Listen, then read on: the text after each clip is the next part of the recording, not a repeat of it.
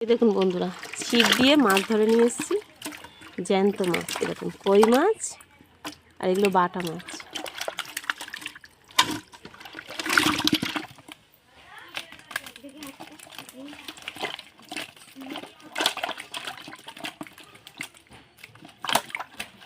দেখো বাকি লাফাচ্ছে, দেখো পুরো জ্যান্ত। পুকুর থেকে এক্ষুনি ধরেছি। মাছগুলো সব কেটে নেব। উনুনটা জ্বালিয়ে কড়াইটা বসিয়ে দিয়েছি, কড়াই জল দিয়ে দেবো। কেন? জলে একটু লবণ, অল্প একটু হলুদ। ফুলকপিগুলো হালকা ভাবিয়ে নেব, বেশি ভাবাবো না, অল্প একটু ফুটে গেলেই নামিয়ে নেব। ঠিক আছে, তাদেরটা ওদেরটা ওটা ঠিক আছে। ভাবিয়ে নিয়েছি, একদম কম, মানে সিদ্ধ হয়নি, শুধু গন্ধটা চলে যাওয়ার জন্য ভাবিয়ে নিয়েছি। নতুন উঠেছে তো। লবণ, হলুদ, অল্প লঙ্কার গুঁড়ো, মাছটা মাখিয়ে নেব। মাছটা মাখানো হয়ে গেছে, কড়াইটা গরম হয়েছে, কড়াইয়ে তেল দিয়ে দেবো। তেলটা গরম হয়ে গেছে, মাছগুলো দিয়ে দেবো।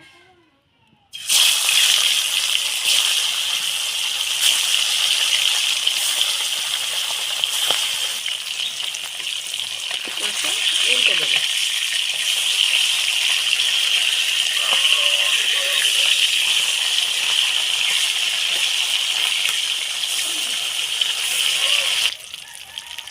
মাছগুলো ভাজা হয়ে গেছে, তুলে নেব। আর যেগুলো আছে দিয়ে দেবো।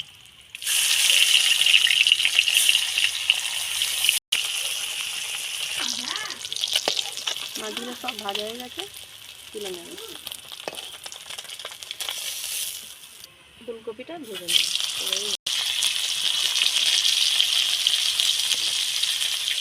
ফুলকপিটা ভেজে নেব।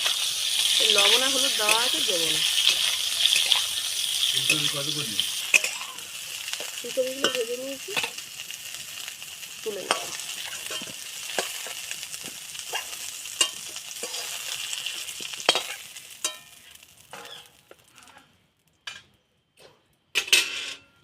একটু তেল দিয়ে দেবো।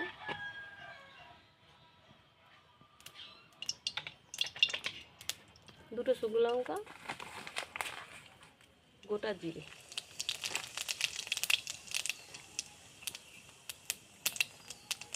কুচনো পেঁয়াজ একটু ভেজে নেব।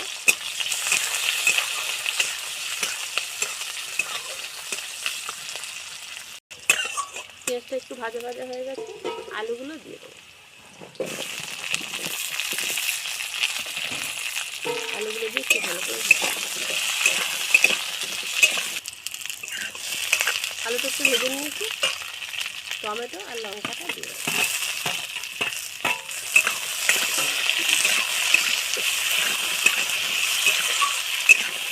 এবার কিছু মশলা দিয়ে দেবো।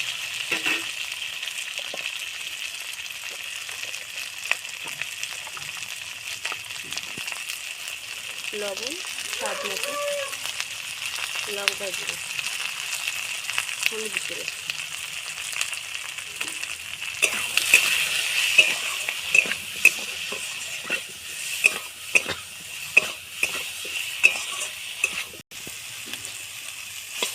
ফুলকপিগুলো দিয়ে দেবো।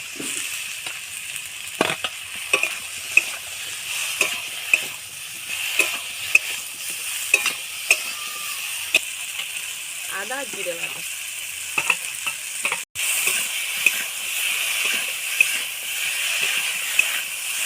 তরকারি আলুটাই ভরে দেবো।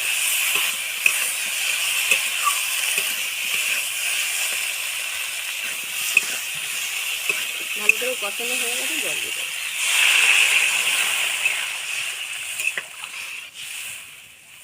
তরকারিটা ভালোভাবে ফুটে গেছে,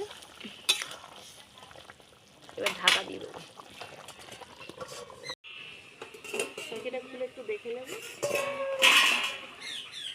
ফুটে গেছে, মাছগুলো দিয়ে দেবো।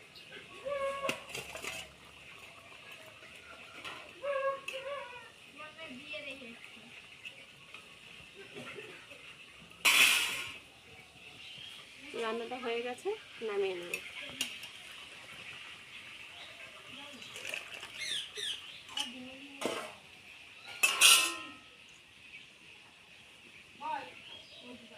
অল্প মশলায় সাদা মাখা তরকারি এরকমভাবে করে দেখবেন।